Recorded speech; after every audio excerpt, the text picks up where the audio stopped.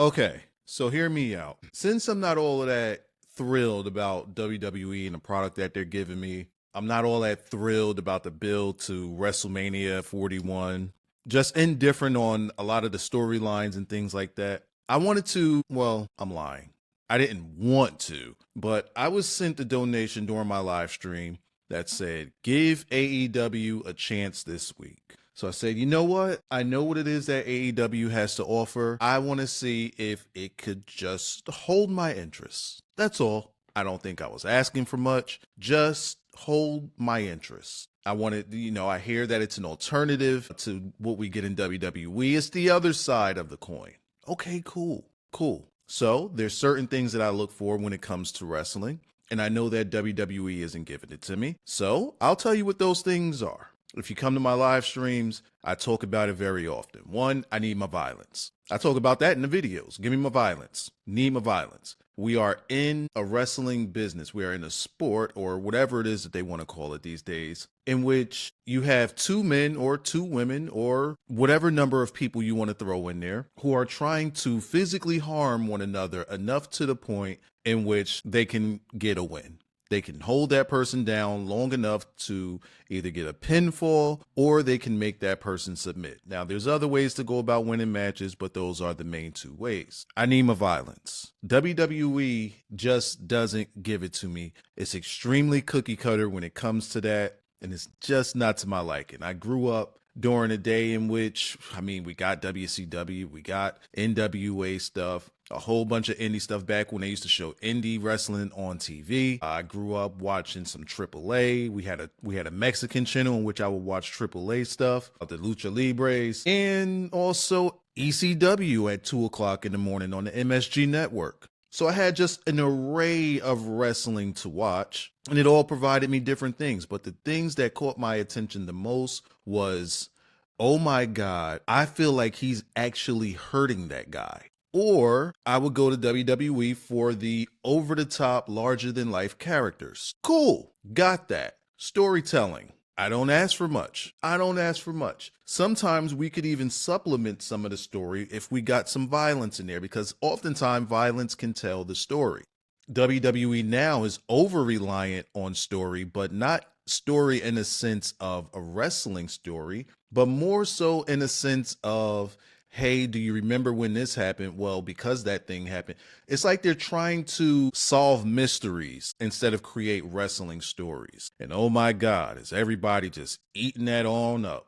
Eating it on up. They think that they're getting wrestling stories. I'm sorry, but those are not wrestling stories. You got one good story, which was told organically and naturally through a couple of people's lives, a la the Bloodline and Cody Rhodes, and now I just think that everything in WWE is storytelling. I'm sorry to inform you, but it's not. And the more that they try to fabricate stories and make up stories, the more you see that it all falls apart. So they can't give us organic storytelling.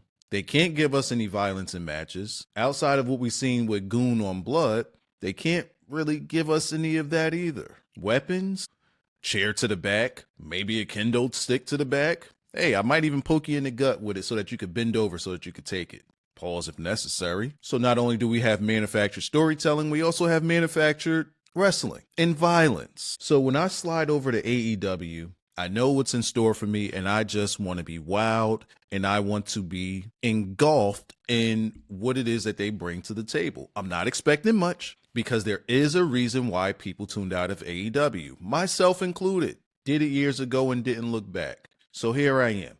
Give me my violence. And in the very first match, we got a mixed tornado tag match with Jon Moxley and Marina Shafir versus, who was it, Swerve Strickland and Willow. I love Willow Nightingale. I think that she is in the wrong company. Willow Nightingale has WWE written all over her, with the exception of one thing. They won't let her wrestle to her full potential. We just know that that's not going to happen. But as a character, she would fit perfectly in the WWE system. So they had a tornado match, and they would often tease spots where, let's say, Mox would get Willow into a double arm DDT and would just hold it there, and it's like, I'm not going to hit a woman.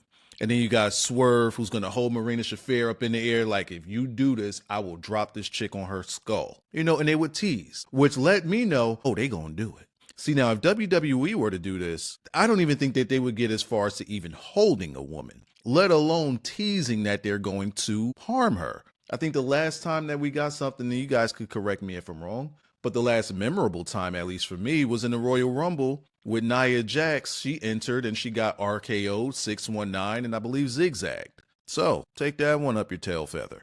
Did I just say that? That was corny. Eventually in this match, whatever that side kick to the head that Swerve does, he caught Marina Shafir with that one by mistake. And eventually Willow would pin Shafira with whatever it is. I mean, I was here and there, into it and out of it. I had a chat to entertain. But the match, I mean, I was okay with it.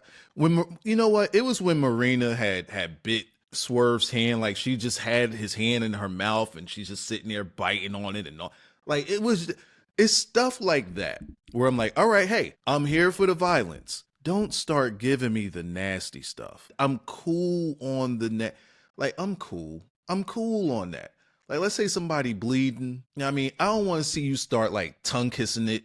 Like, you know what I mean? Like, I understand when I say I want to feel uncomfortable when I'm watching violence. It doesn't need to be nasty though. Like, there's a line here. You know what I mean? Like, there's a line. Let's say you're trying to draw blood, and for whatever reason, you're trying to get it from this guy's hand. All right? Let's say that. Get a weapon or an item in which you could cut that thing open and then just start focusing your attacks on it. That's what I mean by violence and blood and stuff like that. Like, don't put this, like, come on, bro.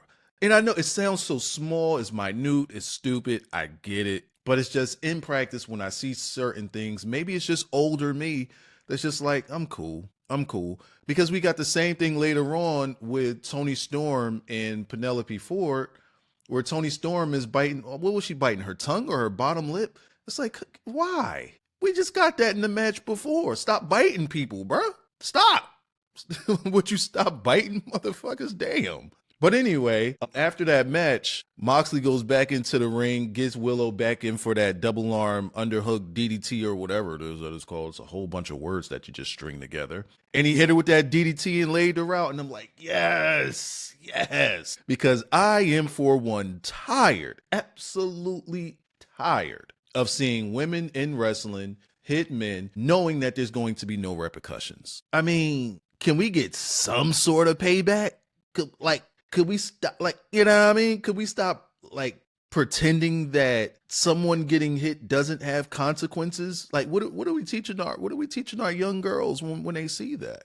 I'm sorry. Let's hold the truth. It's either not okay for you to hit a man, or if you hit a man, you ain't getting up. Let's show the real world what the real world is. And I'm glad that they did this here in this first match. As for mention, that Toni Storm match, I like Toni Storm.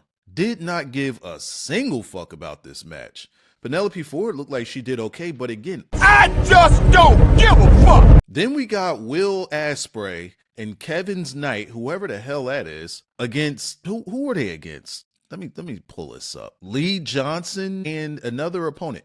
I put it in Chat GPT to see who they face, and I'm gonna read to you what it says. Will Ospreay teamed up with Kevin Knight to face Lee Johnson and another opponent. They emerged victorious, with Knight pinning Johnson after a diving lariat. Post-match, they didn't even announce who this dude's partner was. They had a whole match, a whole tag team match. And we don't even know who dude is on ChatGPT. Bro, I don't know who dude is. I don't know who I don't know who Kevin's Knight is. No clue. Don't give a damn. But what I did realize is we have a star in a tag team match with three relatively unknowns. Maybe they're known to, I mean, who the fuck knows these dudes, bruh? And if I feel that way of who knows these dudes, why is Ospreay in the match with them? And if he's in the match with them, why are they not dying? Ospreay is top of the food chain. He should be treated as such, especially when you're throwing him in there with enhancement talent guys. This should be easy work for him, a layup. Just like you did with Kenny Omega versus whoever the hell he wrestled, I think a week or two ago, allegedly. And he squashed that guy. Why is Ospreay in here struggling with, bro, and these dudes, bro, I was watching this match and I said to my chat, I said, yo, is this a midget wrestling match? Like, what the fuck? Why is everybody so small? Their heads were barely over the top rope. Like, what are we doing, bro? And Asprey was in this match. What are we doing, bro? What are we doing? This isn't a review of AEW Dynamite. This is not a review. I wanted to give it a chance. They gave me Brody King and Lance Archer. Holy shit. Lance Archer. And I am a fan of both. For anybody that remember me years back when Lance Archer was in New Japan with Killer Elite Squad, how hyped I was over that tag team. I love Lance Archer. And that Murder Hawk run that he was having just before he left New Japan. And he was just one of the hottest guys over there in Japan. And they brought him in and did absolute dog shit with him. But anyway, still fan of Lance Archer. Still a fan. Brody King as well, because I give me a guy that's like that build, that size. Bro, I'm sorry, but he should be like, you know what I mean? A real legitimate threat to like the top of the card. Yet somehow I didn't give a fuck about this match. How did they do that? Yo, how did they put both guys that I like in a match and make me not care at all? How they pull that off? Yo, there's one more match. Almost this entire show, I'm just like, I just don't give a fuck. Let me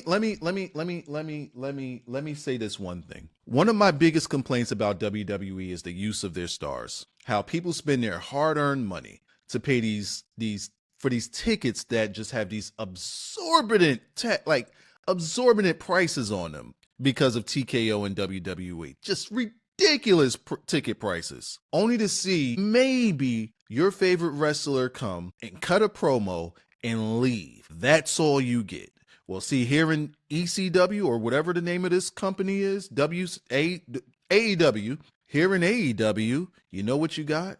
You got to start your world champion in a match, a tag match. See, this is all I ever asked for. I want my champions wrestling. It's not too much to ask for. And they gave me that in the very first match. Not only that, but they gave me a backstage segment letting us know, I'm sorry, their nights aren't over. Swerve and Moxley, their nights aren't over. Swerve said, I'm going Mox hunting. We not leaving this show until I get my hands on dude. Whatever way it is that he gets his hands on dudes. And then at the end of the show, we get another segment. Your champion started and ended the show. Your champion and challenger bookended the show. They used their star. Is it really that hard to figure out to do that? Like, is that a hard thing to do? Or is it just, hey, cut a promo, that's good enough. We're going to fill up the rest of the show with a bunch of mid-card guys that are going to never be on PLEs, and you're never going to give a damn about them. Come on, bro. How AEW, like, now don't get me wrong, AEW had filler in there that I just didn't give a single fuck about, but at the very least, they had their champion do something.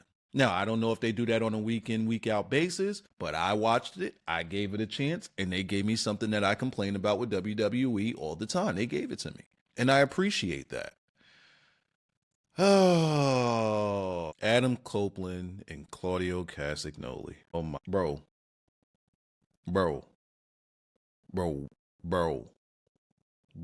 Like, when this match first started, chat's telling me like, yo, Edge hasn't really done a clean job. I guess outside of, did he lose to Orton? I don't even think he lost to Orton. But Edge hasn't done a clean job since his return at the Royal Rumble. And when I put that into perspective, I'm like, damn, he hasn't. Like, Edge came back to the wrestling business and ain't put nobody over. He ain't putting over nobody. He don't give a rat's ass. You send him to AEW. Sorry, doesn't work for me, brother. Hey, we got you in this match with Mox. Who's going over? Mox. How's he going over? Over you. Well, doesn't work for me, brother. Hey, Christian, go out there. Like, you know what I mean? So I already have this in my mind, right? And I'm watching this match, and Cesaro is looking like a straight up beast. A straight beast. And he's hitting Edge with every finisher in the book. When he hit Edge with this power slam on the edge of the apron,